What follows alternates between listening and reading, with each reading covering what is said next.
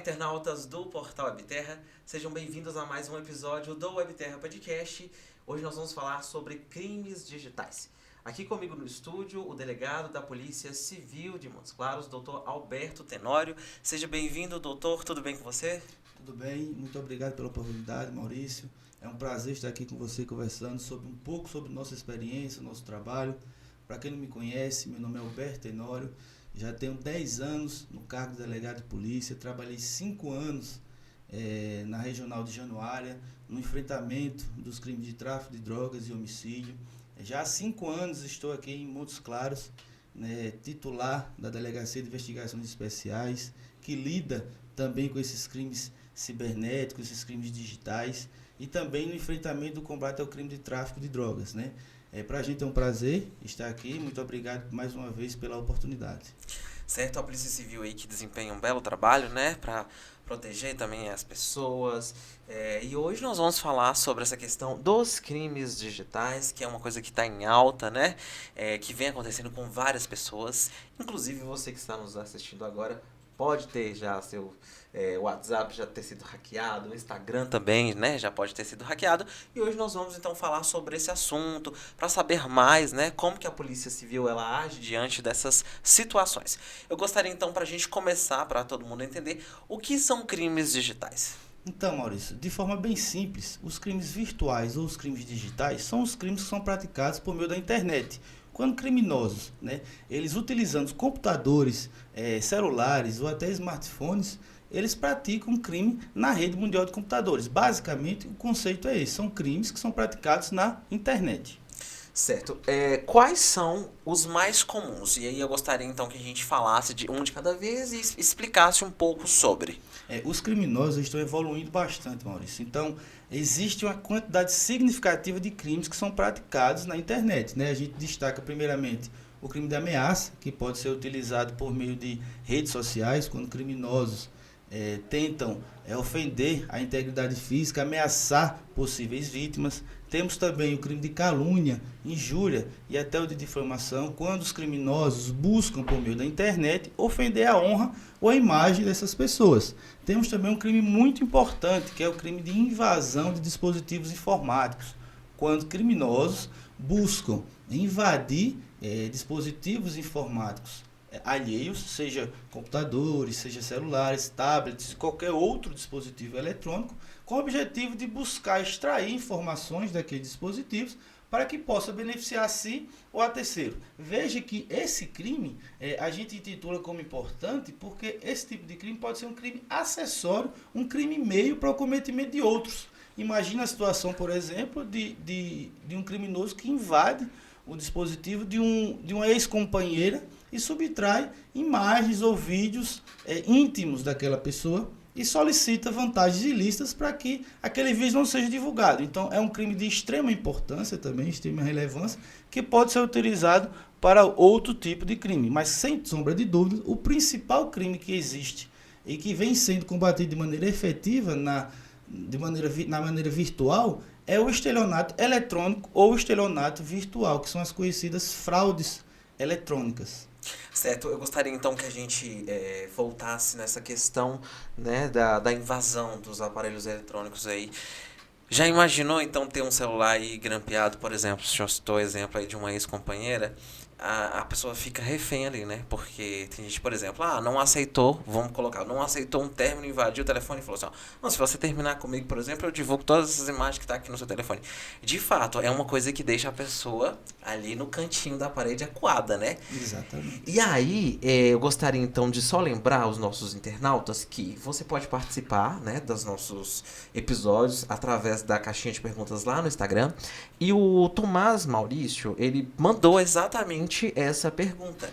Se é crime, né, grampear o celular de alguém para investigar a vida da pessoa sem autorização judicial. Enquadra-se nisso aí, né, delegado? Exatamente. Sem autorização, a invasão do dispositivo é considerado crime, como a gente já comentou, né? E com penas até graves, circulando até 4 anos de reclusão. É um crime meio, né? Que além desse crime, o criminoso pode responder até por outros tipos de crime, dependendo da conduta que foi desempenhada naquele momento. uma coisa assim assustadora, né? A questão dos crimes digitais, principalmente esse de invasão aí dos aparelhos. Sobre, agora o senhor destacou aí pra gente, né, quais são os mais comuns, né, que acontecem. Eu gostaria então que a gente entrasse numa questão das redes sociais. É um fator que vem chamando muita atenção, né, de muito tempo pra cá. Vê-se muito pessoal anunciando, o meu Instagram foi hackeado, o meu WhatsApp foi hackeado. E nesse anúncio, quando você verifica, por exemplo, o perfil da pessoa lá no Instagram, tem um pessoal vendendo lá móveis, tem um pessoal lá fazendo o famoso golpe do Pix, onde muitas pessoas vêm caindo. Isso é preocupante, né, delegado? Exatamente. Isso aí também é um tipo de fraude eletrônica, como eu falei. Então, as fraudes eletrônicas mais comuns que a gente está costumeiramente vendo as pessoas serem vítimas são os crimes da loja virtual, né, primeiramente, que vem tomando a proporção de maneira considerável também, onde criminosos, eles criam sites, na verdade, e fornecem a possibilidade de comercializar produtos que não existem, né? Na verdade, você vai comprar aquele produto, mas aquele produto não vai ser remetido para a sua residência. Falsos links, né? Isso, falsos links. Também existe a possibilidade dos anúncios falsos, que é uma outra modalidade também muito importante, porque criminosos, eles utilizam sites verdadeiros, já conhecidos da população, para fazer anúncios que não vão também condizer com a realidade, vão ser colocados produtos que não existem, a vítima vai ter um prejuízo econômico considerável, né? E o terceiro é exatamente esse que você falou, são os três mais importantes, né? O terceiro é o golpe do Pix e também da utilização de redes sociais como o Instagram, onde criminosos, né, se passando por pessoas próximas do relacionamento, no caso do Pix, né? No caso do Pix, que é o golpe que está vinculado também com o WhatsApp, isso. Essas pessoas, eles se passam por familiares, por pessoas próximas do relacionamento da vítima e solicitam algum tipo de vantagem, né? E esse número teve uma crescente muito grande durante o período da pandemia, né? De fato, também foi utilizado o Instagram para comercializar, subtrair a senha, invade aquele dispositivo, subtrai a senha, e daí ele começa a fazer anúncios Instagram já conhecidos, com bastante seguidores, também com o objetivo de auferir vantagens indevidas. Vale a pena lembrar, inclusive, que o senhor destacou aí sites conhecidos, né, que são os que eles mais mascaram, o pessoal tomar muito cuidado ao acessar, principalmente, né, esses sites para fazer alguma compra.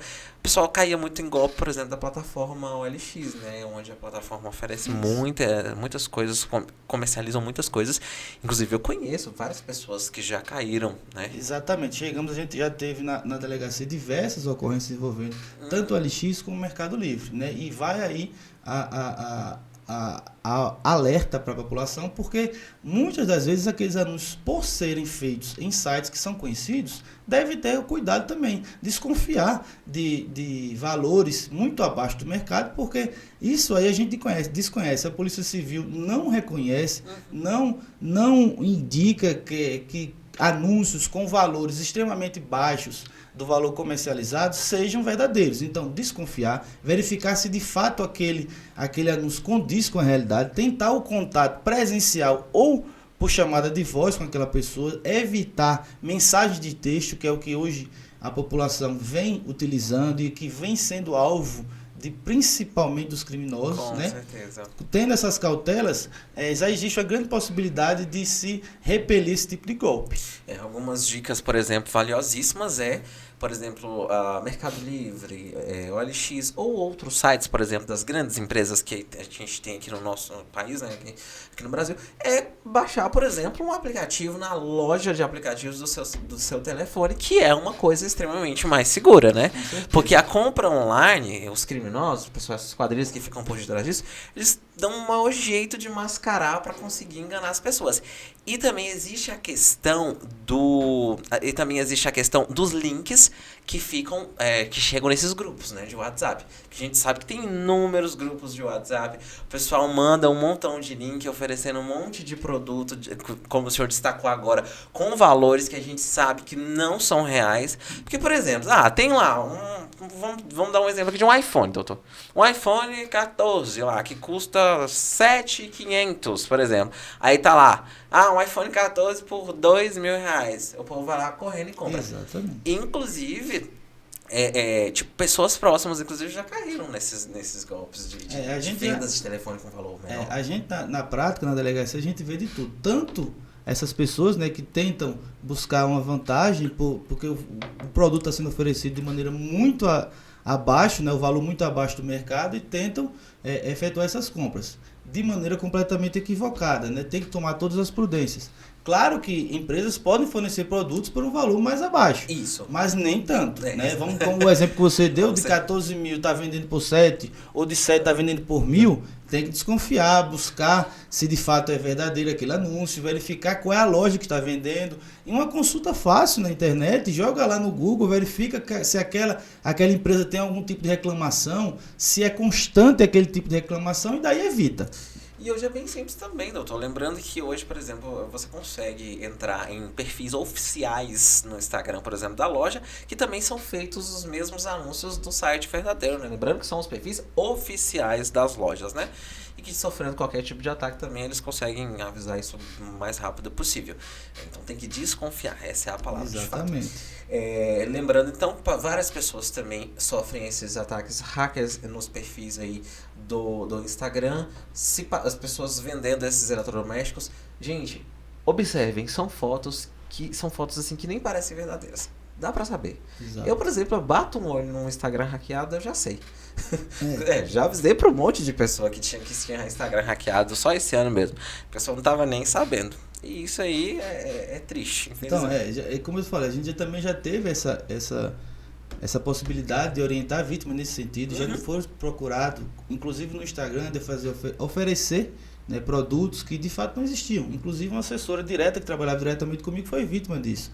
Formalizamos a ocorrência policial, demos início à investigação, a gente indicou que ela deveria denunciar primeiramente, né, no próprio Instagram aqueles links, né, para daí a gente iniciar a investigação. Foi feita uma análise pormenorizada do IP, de onde partia aquela verificação da conexão com aquele local, para que daí a gente conseguisse chegar no endereço e na pessoa. Então, é uma investigação extremamente complexa, mas sim, a polícia evoluiu muito, né? A legislação também vem evoluindo bastante, de maneira considerável, na investigação desse tipo de crime, né? Um exemplo que a gente tem é a lei publicada em 2021, né, onde trata especificamente do crime de fraude eletrônica, que é o estelionato digital, trazendo penas mais graves, né, circulando de 4 a 8 anos de reclusão, e trazendo inclusive regras de competência, né, para investigação policial, e também causa de aumento de pena para as pessoas vulneráveis, que são as principais pessoas que caem nesse tipo de golpe, seja idoso,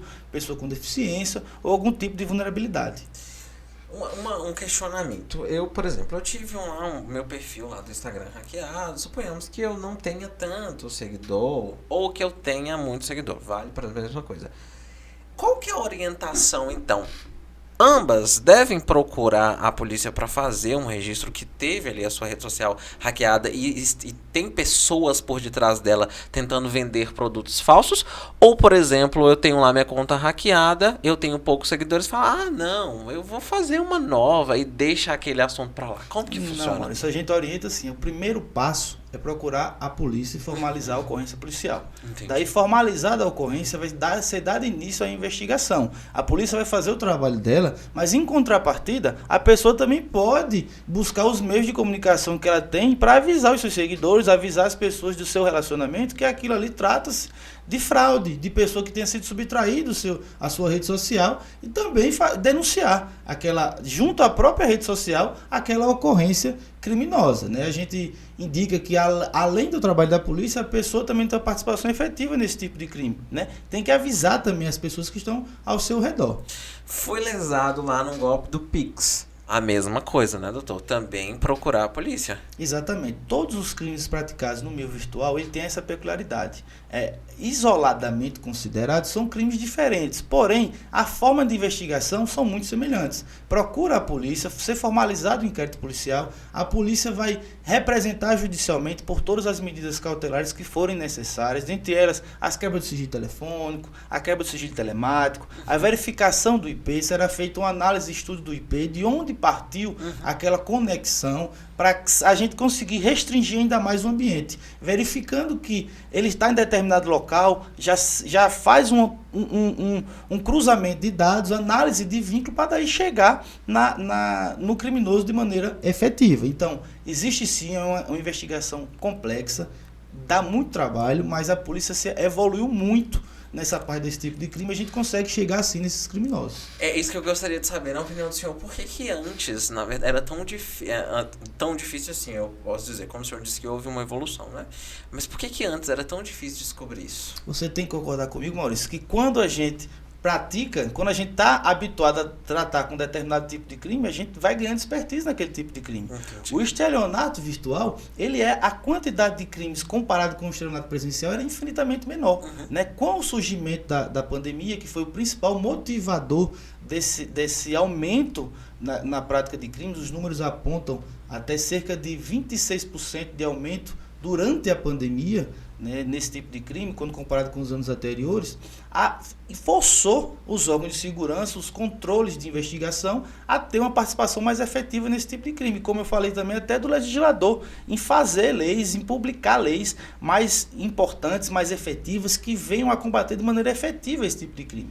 Então, com o surgimento potencial desse crime, a polícia evoluiu seus modos de investigação, investindo mais na parte de inteligência, na parte de intercâmbio de informações com outras polícias, vindo a lei nova que o legislador produziu também, trazendo uma possibilidade maior de investigação nos locais onde as vítimas foram efetivamente lesadas, trouxe a possibilidade da polícia atuar de maneira mais efetiva nesse tipo de crime. A pandemia, né, ela já passou aí 3 anos, né? 3 anos a pandemia. Isso a gente começou ali em março de 2020. Automaticamente as pessoas mudaram muito para a internet, né? Migraram muito, o pessoal trabalha muito ali na internet. O pessoal ficou mais ocioso dentro de casa também e começou mais a movimentar. Então acaba que, na minha opinião, ficou extremamente mais fácil, né? Por quê? Porque quando você faz um negócio, né, de forma presencial, você sabe o que você está fazendo, geralmente. Apesar de algumas pessoas ainda caírem. Mas assim, no ambiente virtual, de fato, é mais difícil. Porque é como se tivesse uma janela de um lado e de outro e ela estivesse fechada. Eu não sei com quem eu estou conversando do outro lado. Mas é exatamente isso. É uma soma de fatores, Maurício, que enseja nesse aumento. A gente verifica que o isolamento social, de fato, fez com que os criminosos migrassem as suas ações ilícitas para o mundo virtual. Mas, somado a isso também, verifica-se também que aquelas vítimas também estavam numa situação de fragilidade naquele momento. Com certeza. Aí, utilizando-se também dessa soma de fatores, tanto da migração das condutas ilícitas para o meio virtual, como a fragilidade das vítimas, fez com que várias vítimas fossem caindo nesse tipo de crime e o número fosse aumentando. Mas, como eu te falei, a gente já verifica também, dentro do período da pandemia, já em 2021, 2020, uma estabilização desse tipo de crime. A partir de 2022, já começamos a ter uma tendência de queda. Em 2023 teve uma redução de 1%, ainda bastante acanhada, mas já está um indicativo de que os números do estelionato virtual estão caindo. Nesse primeiro semestre, no caso, né? Exatamente, de 2023. Nesse primeiro semestre já tem uma redução de 1%. Então a gente já verifica uma tendência de queda se comparado com os anos anteriores. Então, a soma da efetividade das forças policiais com a nova legislação trouxe essa possibilidade de ação mais efetiva dos órgãos de segurança. Isso é ótimo. Gostaria então que a gente destacasse uma outra coisa, pedidos de resgate. A gente entra na parte empresarial, correto? Correto. Muitas empresas têm, por exemplo, os dados aí hackeados, porque essas quadrilhas elas pretendem roubar esses dados, né? Há pedido de resgate. Inclusive, eu já trabalhei para uma pessoa que já teve um sistema do estabelecimento dele lá hackeado e eles pediram esse resgate. A pessoa que paga sem falar isso com a Polícia Civil, o senhor acha isso arriscado? Muito arriscado. Acontece, mas é muito arriscado. Então, esse crime também existe. A gente está falando mais das pessoas físicas, mas da pessoa jurídica também existe. Exatamente. Porque eles atuam, né, na subtração de todos os dados daquela empresa. Imagine você, um empresário que está naquela empresa lá, que tem os dados em todas as suas máquinas, e de um dia para o outro tudo é criptografado. Tudo é guardado, tudo é retirado daquela máquina, e eles solicitam valores quanto àquilo. É esse o modus operandi dos criminosos. Então, nesse contexto, a gente orienta também que as empresas realizem backups, guardem os dispositivos, guardem as informações em outros locais. Porque se aquela informação foi subtraída e você tem aquela informação guardada em outro material, já evita, primeiro momento, até o pagamento do resgate. Se você tem, você não vai pagar. Você vai diretamente procurar a polícia, formalizar a ocorrência e dar início à investigação. Então, assim, existe também para as pessoas jurídicas, o cuidado também deve ser redobrado, porque às vezes trata até com dados sigilosos de terceiras pessoas. Então, o cuidado é redobrado para as pessoas jurídicas. É tipo, por exemplo, um lugar onde é recheado de dados, onde a gente tem mais dados aqui hoje, no call center, né? Exatamente. É um dos maiores riscos. Na época em que eu trabalhei, inclusive, houve uma conversa na empresa que eu trabalhei que estava tendo um ataque hacker. Não sei se procede, não sei se isso de fato aconteceu, mas é o lugar onde mais tem dados. Essas empresas, principalmente, têm que tomar muito cuidado. Exatamente. Eu não sei se é o mesmo caso que você está falando, mas a gente participou de uma investigação extremamente relevante, né, onde pessoas conhecidas de Montes Claros tiveram prisões decretadas, e a gente verificou durante os mandados de busca, depois das perícias realizadas, que nos HDs deles existiam nome de praticamente todas as pessoas que tinham um poder aquisitivo considerável da cidade. Caraca. Então, exatamente isso, a gente conseguiu proteger essas informações, mas existia esses dados em um HD. Né? Inclusive, a gente teve um caso em que houve roubos de cursos, e eles estavam vendendo por um valor menor, cursos de medicina. A polícia até fez a prisão deles, mas foi a federal, se eu não me engano. Aqui em Montes Claros teve gente participando, bem lembrado, inclusive. Roubaram cursos de uma plataforma, se não me engano, foi da Universidade Federal, e estavam vendendo por um valor extremamente irrisório. Então, o que vale lembrar é que tanto a utilização desses dados, como a guarda desses dados, a ocultação desses dados de terceiros para que sejam utilizados na prática de crimes, também é crime.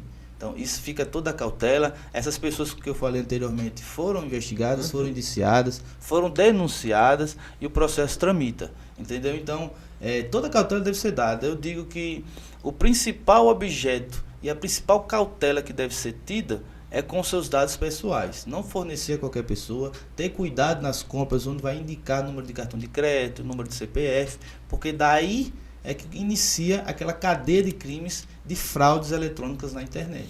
Hoje, por exemplo, a gente tem aí os cartões no modo virtual, né?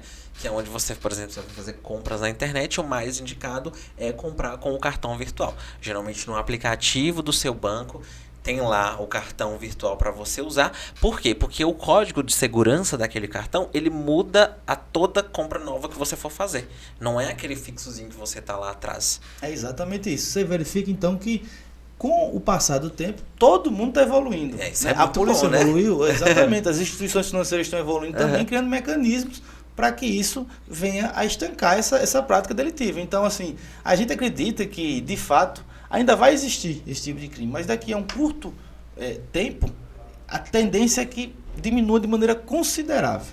Tomara, assim a gente espera. Então, só recapitulando, então, para a gente poder finalizar a nossa conversa, que foi um assunto muito bacana, gostaria que vocês prestassem muita atenção nessas informações que o delegado passou e não caíssem em nenhum dado. Lembrando, então, tomar cuidado com essas questões de WhatsApp, de link, né? Na hora de responder pessoas pedindo dinheiro, desconfiar, ligar para a pessoa, né, delegado? Logicamente. Então, e procurar a polícia, que é o principal. Isso. Nós temos uma base de dados que vamos alimentando com a cada ocorrência policial que chega até nos dar a informação mais precisa do que está acontecendo. A gente vai fazendo uma lista de pessoas que são mais potenciais de cometimento de crime, né, até que facilita também o serviço de inteligência a buscar efetivamente esses criminosos. Então, muita cautela na divulgação dos dados. Quando for fazer transações financeiras, verificar a pessoa com quem está transacionando, sites, verificar em uma simples busca no Google, verificar se de fato aquele site é correto, se vale a pena fazer aquela compra na internet. Uma vez caiu no golpe, procura a polícia, a instituição financeira tenta sustar. Nas redes sociais que existem a possibilidade da verificação em 2 etapas, acioná-la, que a verificação em 2 etapas nada mais é do que um reforço à segurança, onde é exigido uma senha durante a utilização do aplicativo. Então, nas redes sociais que tiver, habilita essa verificação em 2 etapas, que já dificulta ainda mais a ação de criminosos. Dica muito boa. Quem for lesado, onde procurar a Polícia Civil e como procurar? O senhor pode falar para o pessoal que está nos assistindo, por favor. Caiu no golpe, procura a Polícia Civil, Rua Enô de Brito, número 222, né? Lá vão ser direcionados para os bairros que tiver, onde for a vítima residir, ou também na Delegacia de Investigações Especiais, no 3º andar, pode procurar que será devidamente solucionado o caso. Muito obrigado pela participação do senhor aqui no nosso podcast. Foi um prazer falar sobre esse assunto, tá? Muito obrigado mesmo. Eu que agradeço mais uma vez, obrigado pela oportunidade, estamos sempre à disposição. Você que nos acompanhou neste episódio também, nós deixamos aí um abraço, muito obrigado. Acesse o nosso canal no YouTube, Webterra TV, e confira os mais de 100 episódios já disponíveis. Nós também estamos na plataforma Spotify. Até o próximo episódio.